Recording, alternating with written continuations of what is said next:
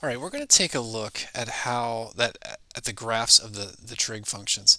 And we're going to start with sine and cosine, and this is fundamental. Like when we looked at all the definitions of the other trig functions, look at all the identities, they're all based on sine and cosine. So we're going to first need to understand these two graphs. So please put a lot of emphasis on this. We're then going to shift the graphs. Now, I don't know where you took college algebra, if you took it with me. We talk about all these shifts. So I'm going to repeat all of that, but not in as much depth. So everything we're going to learn about shifting sine and cosine is what we saw in just shifting any function. So if you're not familiar with that, I have old videos on that. You can check those out in some more depth. But so that's what we're going to be doing. First of all, we're going to take a look at the basic functions, and then we're going to shift them. So this blue line here is the sine function. This is what we get if we just graph sine. But let's take a look. They're going to show us two others. They've got a graph here where I have sine, basically it's 1/2 x, and another one where they have sine of 2x. Now let me take you back.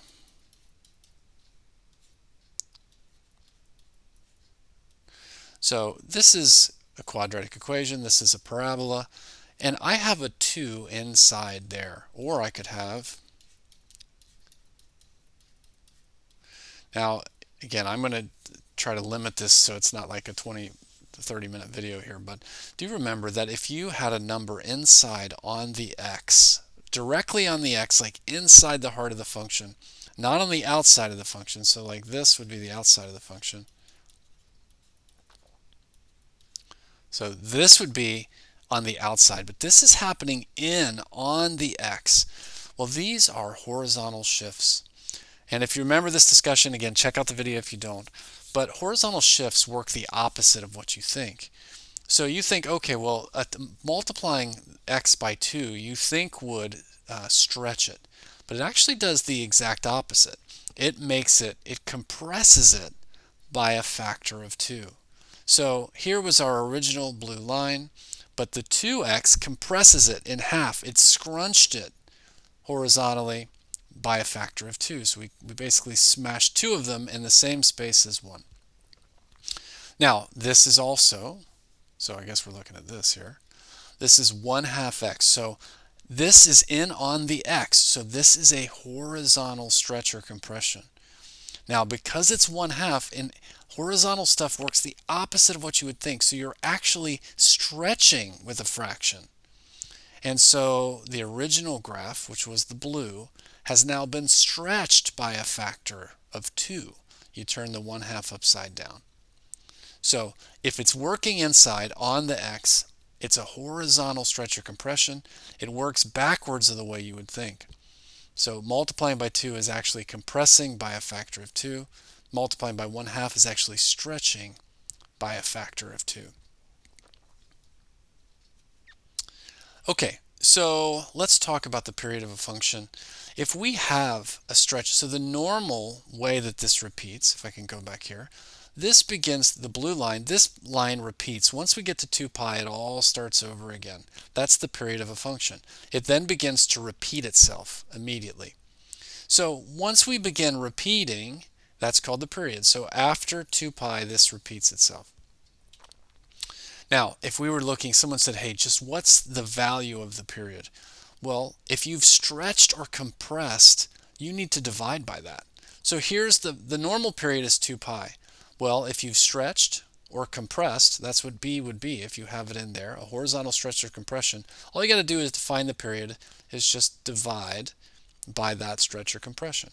And the sign doesn't matter. Let's see if we've got some questions here to show you. So now, if I realize I left something out here. What we're doing with a function, when we turn sine into a function, is that functions can't go in a circle. Do you remember this? So like, here's our unit circle. That's all we've said so far. This can't be a function. Because in a circle, remember the vertical line test? The unit circle would fail the vertical line test. It would not be a function. So what we do to make this a function is we just stretch the circle. And we start making it going vertically or horizontally. So we're stretching it, and I'm taking this first section goes here, the second quadrant then goes here, the third goes here, And so I'm literally just taking the unit circle, grabbing the end, and I'm stretching it. And so we just keep repeating. I'm basically turning a circle into a line, like in a sense of it's expanding outward instead of just going around and around. Now that may not be the greatest explanation ever, but so basically we've stopped going in a circle with it, and we're just going to walk our way down the x-axis, might be a better way to say it.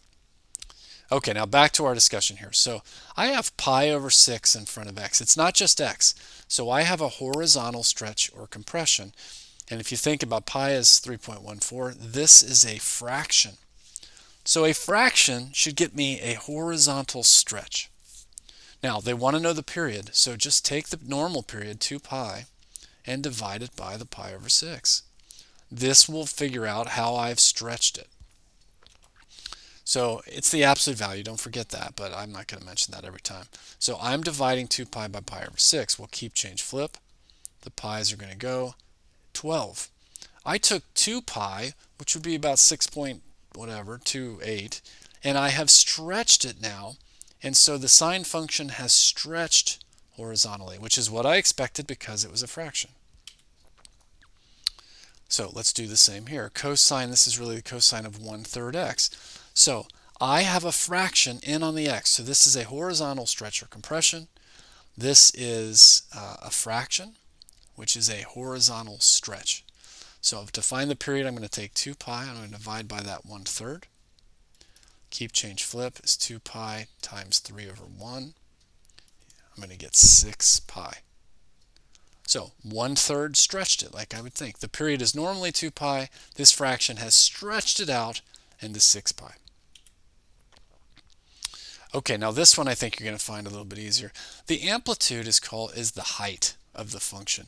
And if you notice, so our original red line here is just the basic sine function. So left to itself, if you were on the unit circle, the highest we ever got was 1 or -1. That's the highest we ever got. So when we stretch this out, we get up to 1, we go down to -1, up to 1, down to -1.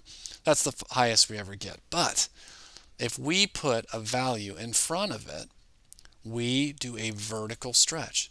So for instance, 4x squared, that's a little bit confusing. Let me do it like this. So suppose you had this. It'd be a little easier to see here. So the square root function is right here, and I have a number multiplying outside. It's not in on the x, it's on the outside. This is going to vertically stretch it. Do you remember that conversation from college algebra? So I'm stretching it by a factor of 4, which means I'm stretching it up and down. So here's what we're saying in this picture. My normal amplitude is 1. If I put a 2 in front, then I'm stretching it vertically and horizontally by 2. It's going to stretch it by 2 or 3 or 4. The amplitude is the height. It's how high is it from here up to there.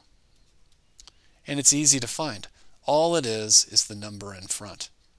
So 1 or 2 or 3 or 4. Now, the only thing to notice is if it's a negative, then we need to, it's the absolute value. We don't want to say an amplitude of -4. We're just saying what's the distance from there to the tallest point. So no negatives. Now, they're making a point here as well. All of these were vertical stretches. It works the way you think on this one. Vertically, it works like you think. You put a 2 out front, it stretches it. And if you put a fraction out front, it would compress it. Yeah, this is true here, but what they're saying is, okay, the way to find it would be you just check the highest point and the lowest point, and then you average those.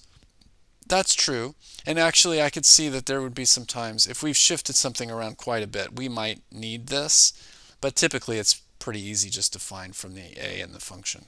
So I don't know if we need this. I'll take a look at some of these, see. Okay, so here's an example. I've got a 4 out front. It's not on the x, it's out front. So this is a vertical stretch or compression. Now, the vertical ones work just the way you would think. A 4 is going to stretch it. Now, we don't care about the negative sign, but if you remember back from our discussion in college algebra, this is going to turn the function upside down. But all they want to know is how tall is the thing? Well, it's 4. The amplitude has been stretched by 4. So the absolute value of that number out front is 4. Okay, so I've got a number out front of the function. So this is then a vertical stretch or compression. Vertical works the way you would think. So it's a fraction, so it's compressed. So my amplitude is 1/2. How do they say amplitude? Do they? Yeah, give it as an A. So amplitude is 1/2. Okay, now we're eventually, it's not going to be in this video, but we're going to eventually talk about what happens when they're all together, all the different shifts, and that can get quite complicated. But for now, let's keep going. What else we got here? Yeah, we're going to shift right or left. So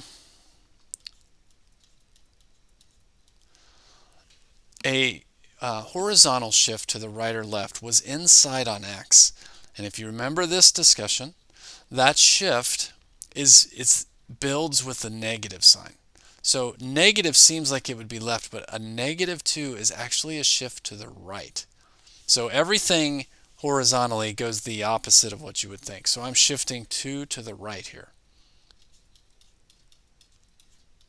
Okay, if I had a +2, that's a shift to the left. So again, my old stuff will tell you more about that. But what I'm saying is all our old rules apply just the same for sine and cosine. So my original function is sine of x, and this one I have a -π/4. That is a right shift. So I have shifted this. The phase is just that it's repeating. So I've shifted this thing. It keeps repeating forever. I've shifted it π/4, which would be right here to the right. Now, yeah, what else they got? Okay, we got another one here where we'd be shifting it to the right by pi. So the original graph has just been moved over and now starts at pi. Okay, so we can also move this graph. This works just the same as if I'd had x² + 3 as a function. This, when you just tack a number on the end, it works exactly like you would think. It's going to move the function either up or down. So I have the original function. By adding a number on the end, I move it either up or down. Now the midline, now we will need this later, the midline is typically just the x-axis, which would be a horizontal line at y = 0. Well, we could move it up or down. So in my case here, like let me see, I'll show you one. So here the midline has changed to 2. I've taken the original one, it was going in the horizontal line y = 0. I've shifted it up 2, and so now the midline is the line y = 2. But I did exactly what I would think. I had the original function, I just added something to the end, I've moved this one up. Okay. Let me see what they're doing here. All right, I don't know if this is in the next video, but I don't think there's any examples that talk about this, so I'm going to need to come back to that. This is a complicated discussion, so let me see if I think we don't hit that till later. All right, so let's take a look at what's happening in this function. Well, we got a couple things. So I have got a horizontal shift, and it's a plus. That's left. I'm going left π/6. That's my phase shift. I've moved this whole thing left by π/6. -2, I've moved it down 2. So I have my midline now would be y is -2.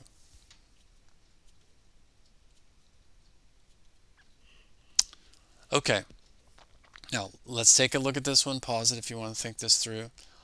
Now, there's a couple things going on here. I've shifted to the right by π/2. So my phase shift is π/2